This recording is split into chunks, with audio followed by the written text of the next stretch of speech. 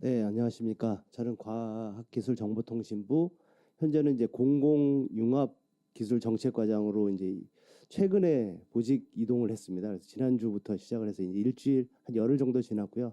사실 그 이전에는 이제 과학기술정책조정과장, 그래서 정책을 조정하고 또 저희 과에서 제일 중요하게 생각했던 업무가 혁신도전형 R&D, 이제 우리나라가 그동안 추격형 R&D 전략에서 선도형 R&D 전략으로 바꿔가면서 굉장히 그 부처별로 미국의 달파와 같이 도전적이고 혁신적인 업무들을 많이 하고 있었습니다.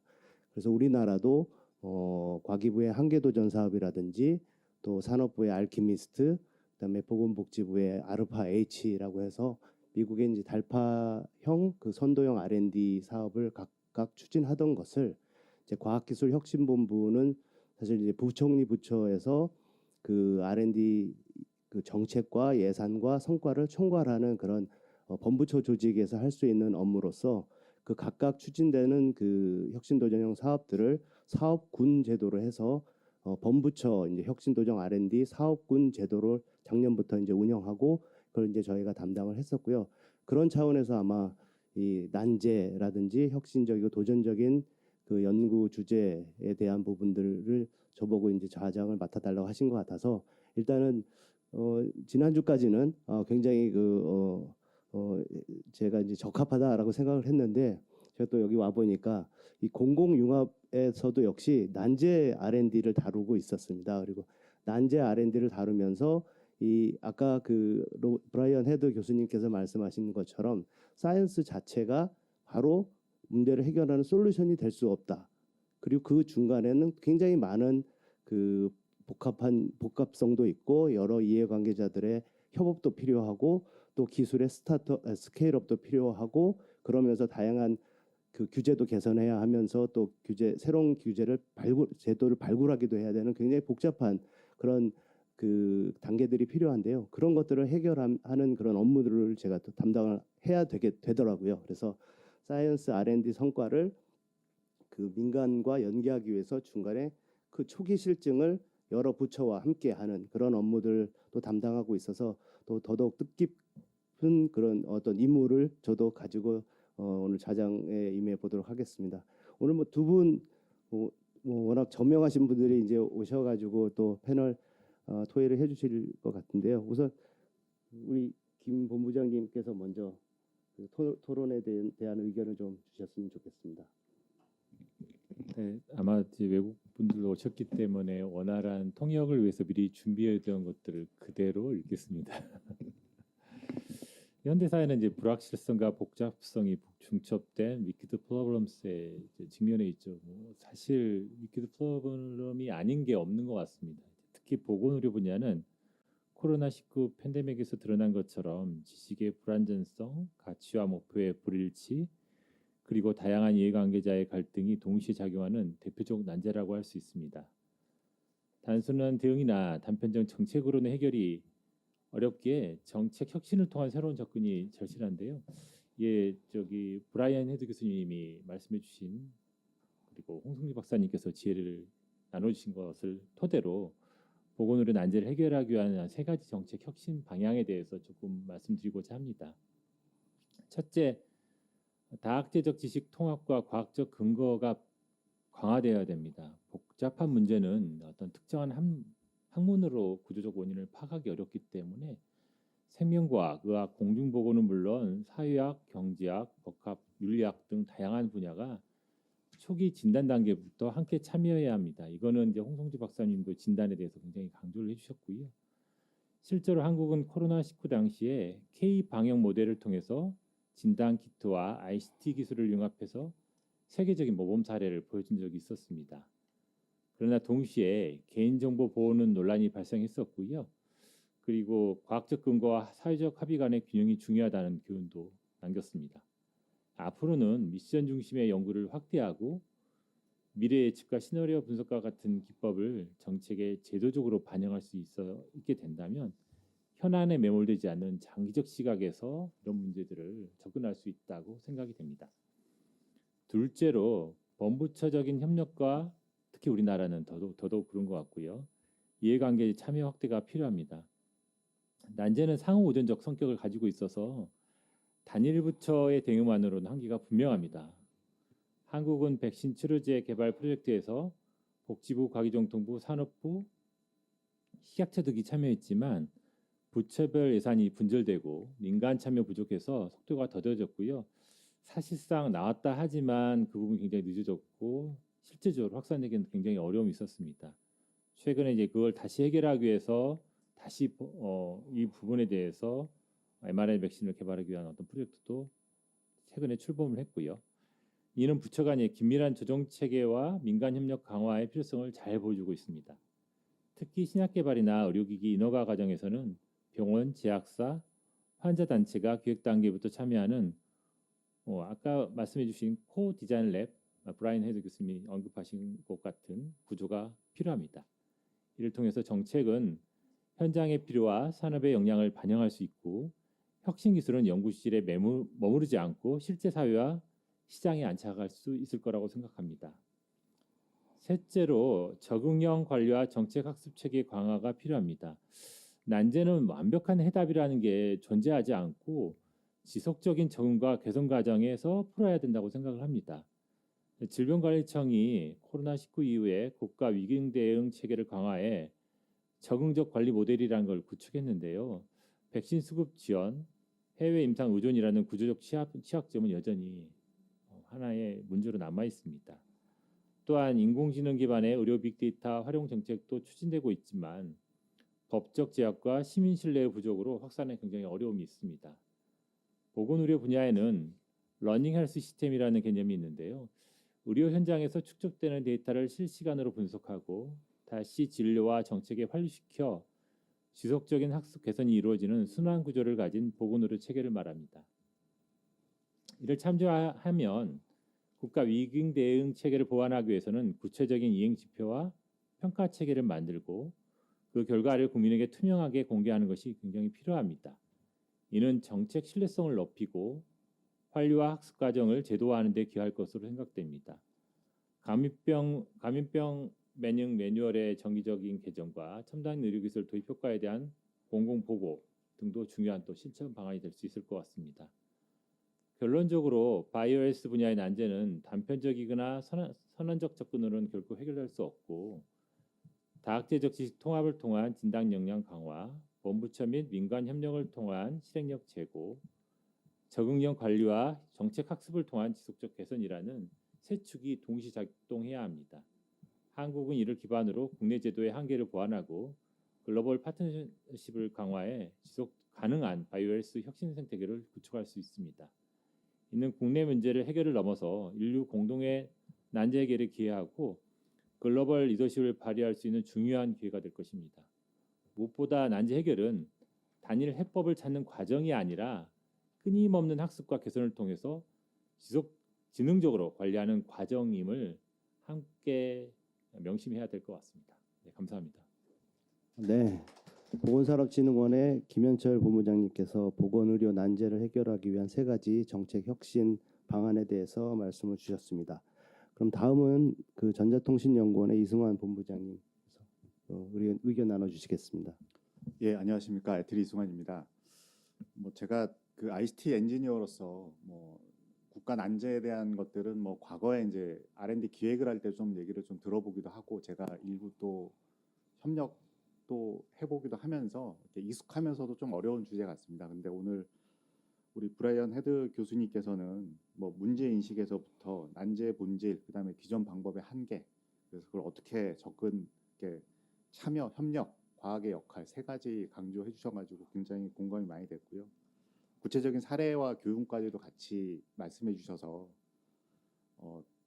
되게 쉽게 이해하고 공감이 많이 갈 수 있는 좋은 발표였습니다.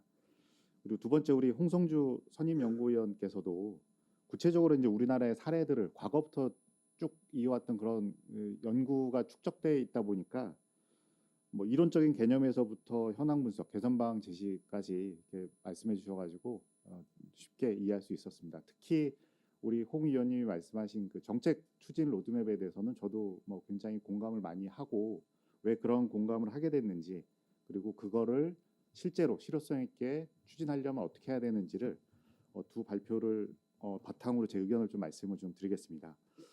뭐 두 발표는 사실 뭐 내용은 달랐지만 공통적으로 보여준 핵심은 난제는 결국 복잡하고 그 복잡함은 결국은 이 사회 시스템의 어떤 이해관계 충돌, 뭐 다층적 얽힘으로 인해서 해법이 하나로서 불가능하기 때문에 뭐 그 난제라고 불려지지 않을까 생각을 합니다.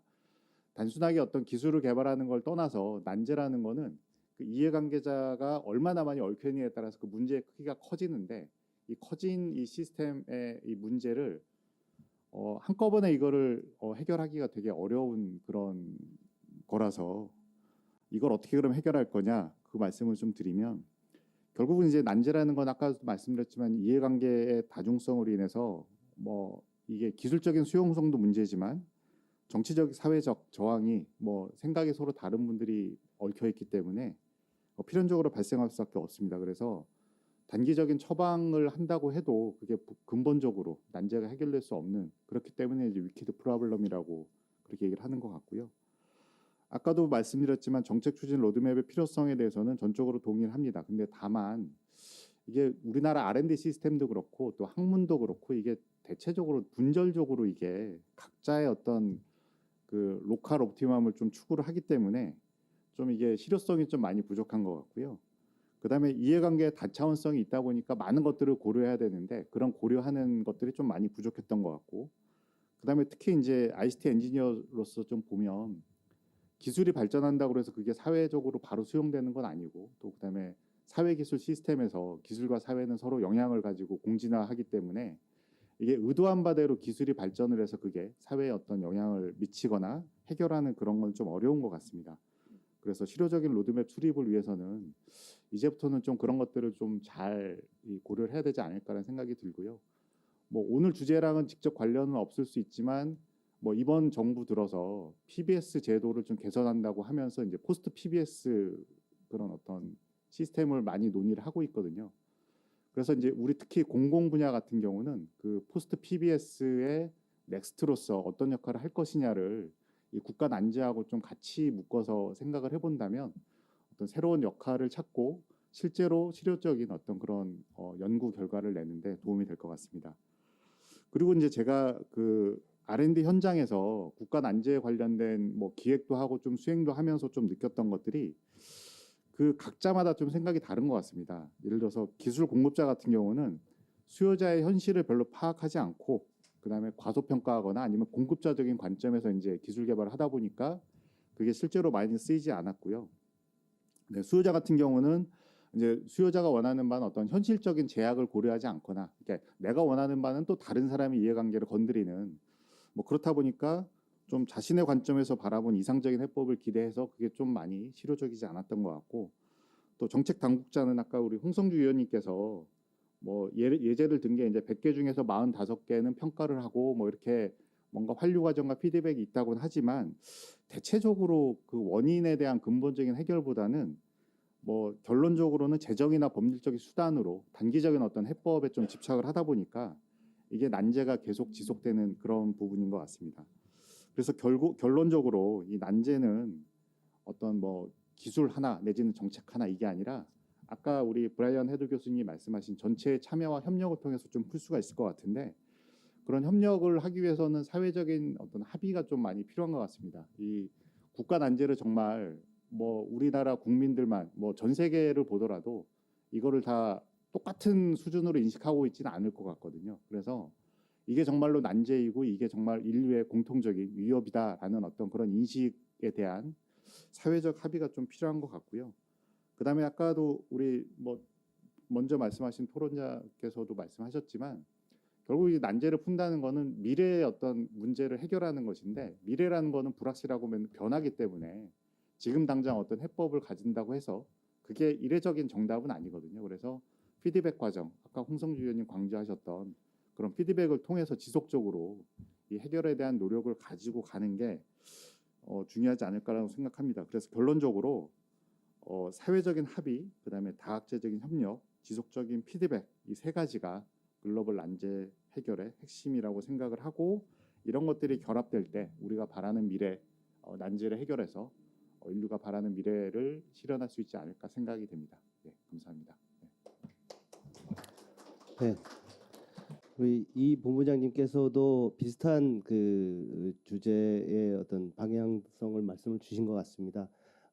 세 가지에 대해서 말씀을 잘 주셨는데요. 우선 이제 다양한 그런 이해관계자들이 서로 그 이해 충돌을 어떻게 사회적으로 합의할 것인지에 대한 소통의 문제, 그 다음에 기술의 융합이라든지 협업의 중요성, 그리고 지속적인 피드백을 통해서 사실 난제라는 것이 실패의 위험성도 많고 하기 때문에 한번 실패했더라도 그것을 과정으로 생각하고 또 그 과정 지나온 과정을 축적하는 그런 문화 이런 부분도 굉장히 중요한 것 같습니다.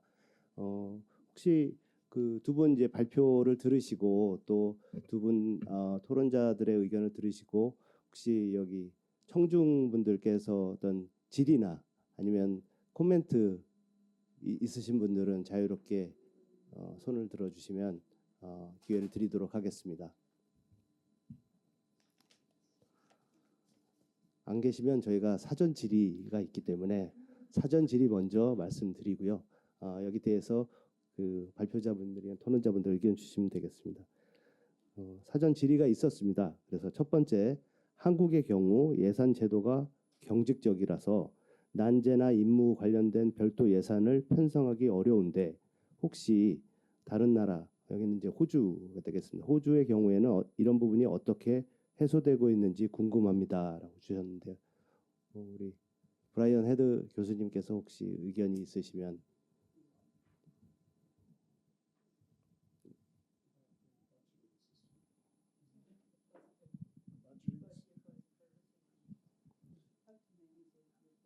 Hello. Yes, if I understood the question, it's about the budgeting system, the financial system in Australia to help with these kinds of things. Yeah. For the wicked solution. Yeah. Well, I think there are two aspects that spring to mind. One is that that the policy decisions required to address wicked problems do require investment by government to help drive a solution. So the capacity of governments to make an investment is very important. In Australia, like you, we have different levels of government. As I was explaining to your president an hour ago, the national government has far more capability in Australia than the other levels of government. So most of the financial expectation lies with the national government to make investments, and they do that through their budgeting process. But the financial capacity of government to make investments is quite limited, and therefore we are constantly coming back to making choices between different budget strategies for addressing the problem.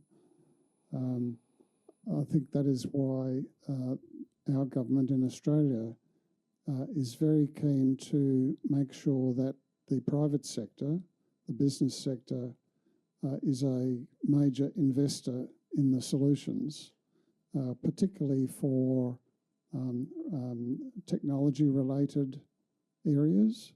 But I'm thinking that there's probably a contrast between, say, social security and education and schools and public health, that kind of thing, which is mainly a government issue in Australia, and other kinds of things like developing clean technologies for renewable energy, or developing new building materials for construction which have lower greenhouse gas emissions. Many other examples around efficiency and effectiveness of services driven by R&D and technology. But the financing in Australia is largely a federal government matter. It works through private-public partnerships of various kinds, usually at a project level, project by project, rather than a more systematic level. I'm not sure I've answered your question, but that's a starting point. 네, 감사합니다.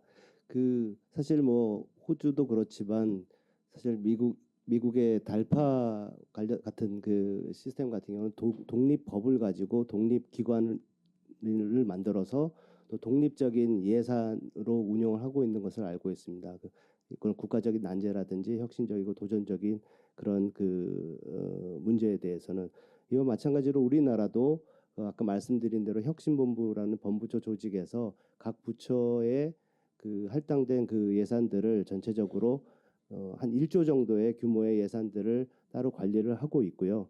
또 거기에 요즘 최근에는 이제 민간의 임팩트 재단이라고 해서 기존에 이제 CSR이나 CSV 활동을 하고 있는 기업들이 자체적으로 이제 마련한 재원을 가지고 사회 문제라든지 국가 난제를 해결하는데 지원을 많이 하는 것으로 알고 있습니다. 거기에서 이제 퍼블릭 프라이빗 파트너십이 굉장히 잘 활발하게 이루어지고 있는 것으로 알고 있습니다. 그래서 그런 그 독립적인 그 기관이나 독립 예산 독립법을 만드는 것이 사실 그 좀 핵심입니다. 그래서 우리나라는 아직 그런 게 마련되어 있지 않기 때문에 그런 부분에 대해서 이제 정부도 굉장히 노력을 많이 하고 있고 그렇게 되어야 그 지금 이제 우리나라의 어떤 예산 그 제도에서 조금 더 예외를 가지고 특례를 가지고 연구자들이 실패를 무릅쓰고 이제 난제에 도전하고 또 도전하다 보면 실패한 것을 다시 이제 그 예산을 남으면 재투자를 할 수도 있고 또 그런 거에 대한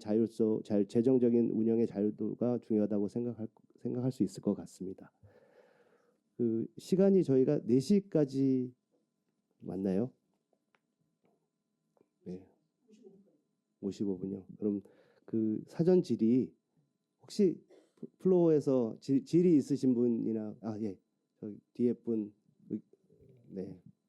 질의 주시면 감사하겠습니다. 어느 분께 네. 혹시 뭐 예, 안녕하십니까. 저는 KDS에서 근무하는 이수현입니다. 직접 관련이 있는지 없는지 모르겠습니다만 국가 난제하면 사실 어떻게 보면 범위로 보면 굉장히 A에서 Z까지고요.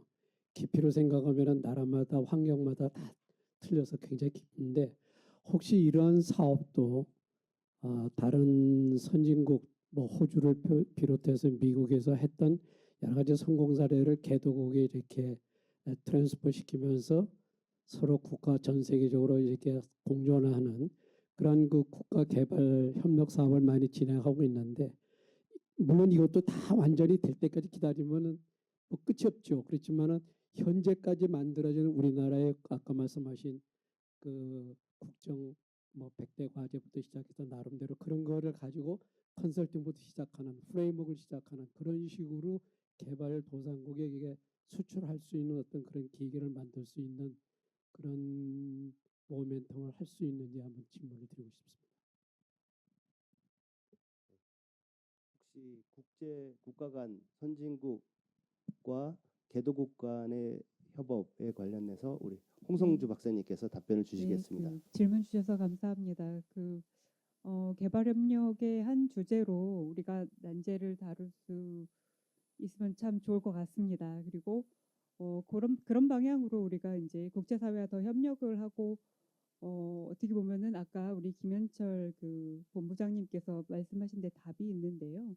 글로벌 리더십을 발휘할 수 있는 새로운 영역이라고 생각을 합니다. 근데 그 이전에 우리가 일단은 우리가 지금 안고 있는 많은 문제들을 선진국들이 이미 뭐 또 같이 많이 안고 있었고 또 이런 부분에서의 협력도 사실은 이렇게 많이 일어나는 상황은 아닙니다. 그래서 일단 우리가 글로벌 소사이어티하고 굉장히 강하게 좀 교류하고 협력을 하면서 우리가 이 문제들을 같이 해결을 하면서 개도국의 저개발 문제도 같이 어프로치를 할 수 있는 그런 모델을 저희가 연구를 통해 일단은 좀 반영을 하도록 하겠습니다. 그리고 추후에 이런 부분들은 이제 관련된 기관들과 협업을 함으로써 저희가 어떻게 한 발짝 더 나아갈 수 있는지 좀 고민을 더 해보도록 하겠습니다. 감사합니다.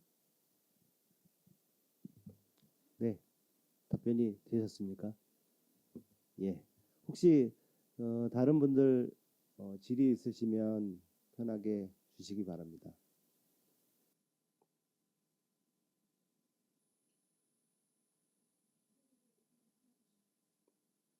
네. 뭐 토론하시는 분들 오늘 토론자분들 이제 전체적으로 좀 마무리 말씀 한마디씩 해주시면 감사드리겠습니다.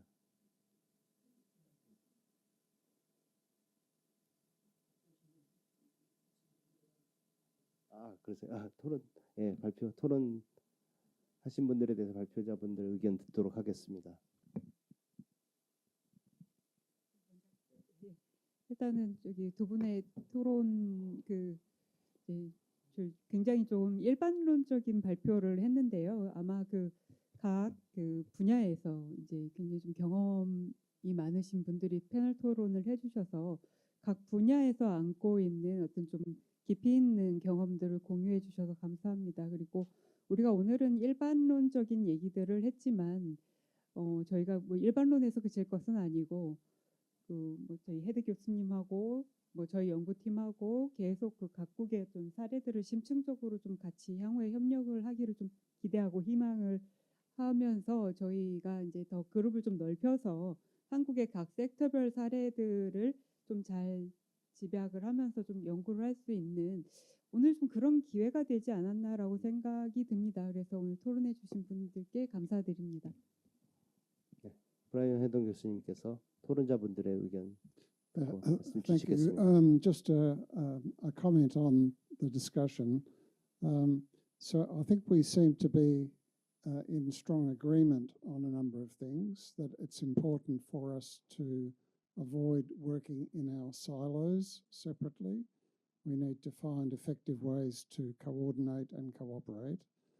It's also the case that in each policy issue or policy domain, there are quite distinctive challenges. They are not all the same.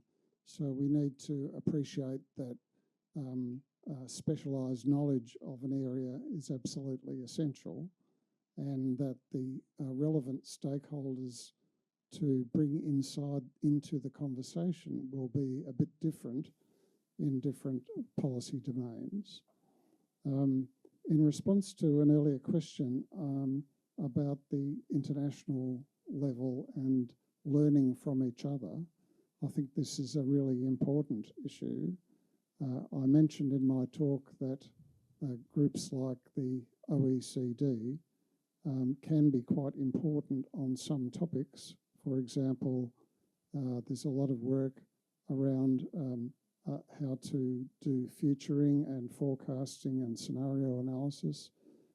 There's work going on about regulation review, which one of you mentioned. There's also quite a lot of best practice publications about examples from other countries who are grappling with similar problems. And this is basically providing more information for people to consider, not to copy necessarily, but to consider that is this useful for us? Is this something that would be workable and politically acceptable in our country? Different ideas about how to coordinate, different ideas about how to jointly develop strategic level, high level policy, and then to be able to fill in all the detail underneath that strategic policy. I think that the mapping exercise that Sun Ju Gong has mentioned is a great start to understand the policy landscape in Korea, and it would be great if my country was doing the same thing. I'll leave it there. Thanks. 예, 감사합니다. 오늘 좋은 발표와 토론을 해주신 네 분께 다시 한번 뜨거운 박수 주시기 바랍니다. 예. 저희 플로어는 이제 마치고 또 더 이제 추가적인 토론 있으시면 이제 밖에서 브레이크 시간에 나눠주시면 되겠습니다.